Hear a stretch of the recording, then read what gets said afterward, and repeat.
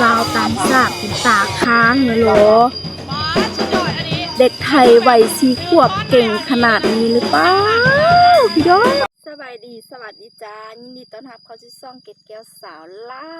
เส้นเก่าเส้นเคยอีกแล้วเนาะซึ่งมื้อนี้สาวเกดแก้วก็มีเรื่องราวแล้วก็ข่าวดีๆเอามาฝากมาตอน PFC ที่น่ารักทุกท่านนั่นเองเนาะทุกคนคลิปนี้ทุกคนคือว่าเด็กนักเรียนหรือว่าเด็กไทยเนาะวัย4 ขวบทุกคนทำต่างชาติถึงกับอึ้งเลยทุกคนเมื่อเห็นเด็กไทยลิ้นเพลงบรรเลงเนาะทุกคนได้ดีขนาดนี้เลยเหรอทุกคนเมื่อนี้สาวเกดแก้วมีคลิปให้ PFC ทุกคนได้เบิ่งนำกันทุกคนนะก่อนที่ไปรับชมก็ต้องขออนุญาตเจ้าของคลิปเนาะและก็เจ้าของต้นฉบับเนาะจากบ่าวน้อยปากเซเด้อทุกคนที่ว่าเอาคลิปของอ้ายเพิ่นไปเผยแพร่ก็ต้องขออนุญาตหลายๆเนาะที่ว่าเอาคลิปของเพิ่นไปเผยแพร่แล้วก็เอาไปรีอีกสั้นนั่นเองทุกคนเพราะว่าสาวเกดแก้วเห็นคลิปตัวนี้ก็คือแบบน่าหักแห่งทุกคนแล้วก็น้องก็เก่งแห่งทุกคนเนาะแล้วก็อยากให้ PFC ทุกคนได้รับได้สมน้ำกันนั่นเองทุกคนไปเลยทุกคนเดี๋ยวเราไปรับชมคลิปตัวนี้ไปพร้อมกันเลยสาวต่างชาติเป็นตาค้างเลยเหรอเด็กไทยวัย4 ขวบเก่งขนาดนี้หรือเปล่าพี่น้อง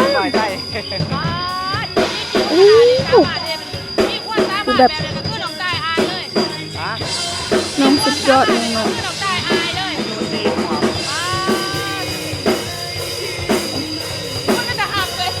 อยากบรรเลงไปนำเลยทุกคนอายุ4 ขวบ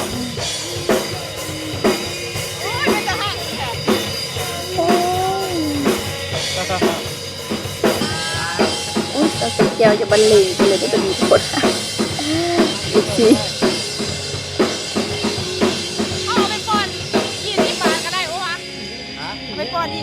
ได้ทำไมไหนได้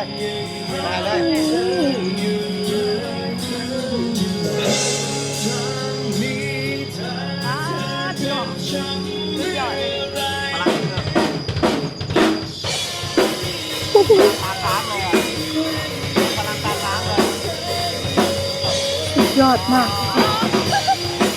สุดยอดที่สุดเลย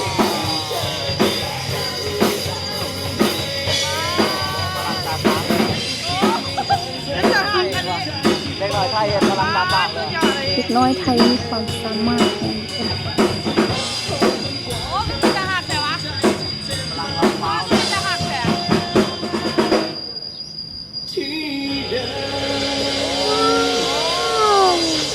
งมากเฮ้ยคักเลขเหรอเนี่ยดิน้องตายมันสิขึ้นเลขอ่ะป้าเป็นจังได PFC ได้รับได้สมนำกันแล้วก็คือน้องแบบเก่งมากทุกคนแล้วก็แบบน้องเก่งน้องก็บ่อายทุกคนแล้วก็น้องแบบน่าฮักแฮงเนาะทุกคนเนาะเป็นตาเอ็นดูเนาะทุกคนเนาะถ้าสาวเกดแก้วได้ไปเห็นก็คือแบบน่าจะแวะถ่ายคลิปของน้องให้ดนเนาะทุกคนเนาะป้า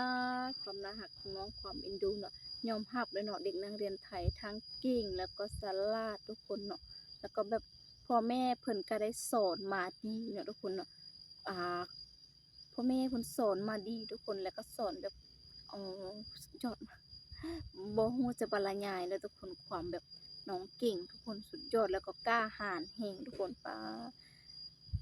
ยังบ่เคยเห็นอยู่ไสที่ว่าจะเก่งและกล้าหาญแล้วก็แบบความเอ็นดูน้องเนาะสาวต่างชาติจุดตาค้างยิ้มบ่หุบเลยเนาะทุกคนยิ้มบ่หุบเลยได้ PPFC เอ้ยเนาะเพราะว่าหยังทุกคนคนไทยเขาจะสอนลูกมาแบบดีเนาะทุกคนสอนลูกแบบให้ฮู้ยอมรับเลยทุกคนว่าเด็กไทยในเก่งแฮงสุดยอดแฮงเนาะทุกคนเนาะแบบเบิ่งจากที่น้องลิ้นก็แบบน้องก็ตั้งใจลิ้นแล้วก็เก่งแล้วก็แบบความเอ็นดูน่ารักของน้องเนาะทุกคนเนาะทุกคนนี่ก็เป็นเรื่องราวและข่าวดีๆที่สาวกิจแก้วเอามาฝากมาตอนมื้อนี้นั่นเองเนาะ PFC ทุกท่าน